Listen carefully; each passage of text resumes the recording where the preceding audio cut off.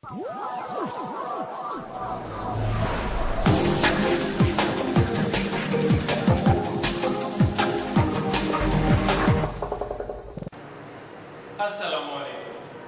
एप्को के प्लेटफॉर्म से मैं तकीब इब्रार आपको खुशामदीद कहता हूँ।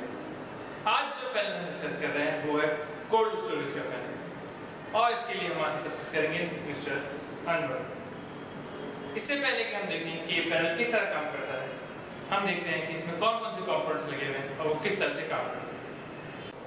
कोल्ड स्टोरेज के पैनल में हमारे पास ये दो थर्मोस्टेट लगे हुए हैं। थर्मोस्टेट टेम्परेचर सेंसर्स होते हैं जो कि एक डिजायर्ड टेम्परेचर पे आउटपुट देते हैं।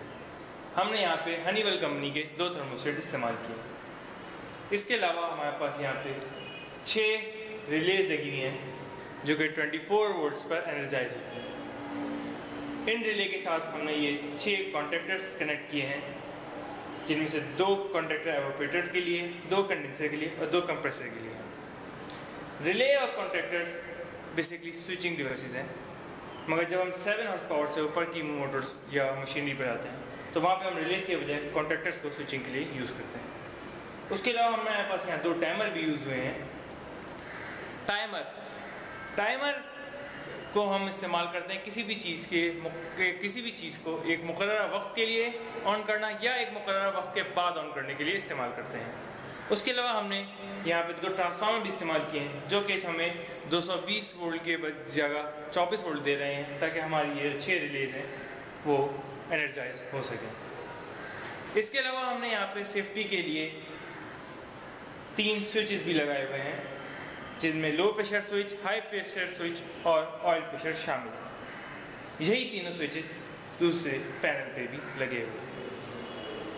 अब आइए देखते हैं कि इसकी वर्किंग फिलॉसफी क्या है और ये किस तरह से पूरा एक कंप्लीट कोल्ड स्टोरेज का पैनल काम करता है।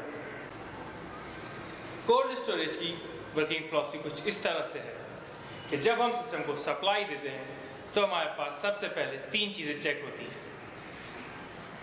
लो प्रेशर का स्विच, हाई प्रेशर का स्विच और ऑयल प्रेशर। सिस्टम ये चेक करता है कि ये तीनों क्लोज हैं कि नहीं, क्योंकि अगर इन तीनों में से कोई एक भी ओपन हुआ तो हमारा सिस्टम शटडाउन मोड में चला जाता है और ऑन नहीं होता। इसलिए सिस्टम वेरीफाई करता है कि ये तीनों क्लोज होने चाहिए। जब हमारे तीनों स्विचेस क्लोज होते हैं तो सप्लाई हमारे रिले R1 को मिलती है जो कि 24 वोल्ट पर एनर्जाइज होती है, जो कि इस ट्रांसफार्मर से मिल रही होती है। रिले R1 एनर्जाइज होने के बाद 3 चीज़ों को ऑपरेट कराती है। सबसे पहले हमारे इंडोर फैन नंबर 1 यानी कि ऑपरेटर नंबर 1 को ऑन कराती है, टाइमर नंबर 1 को ऑन कराती है और हमारे थर्मोस्टेट को ऑन कराती है। टाइमर जैसे ही अपना टाइम लिमिट पूरी करता है वो रिले R2 को ऑन करा देता है। रिले R2 ऑन होते ही हमारे पास कंडेंसर नंबर 1 ऑन हो जाता है और साथ ही हमारे पास रिले R3 एनर्जाइज हो जाती है।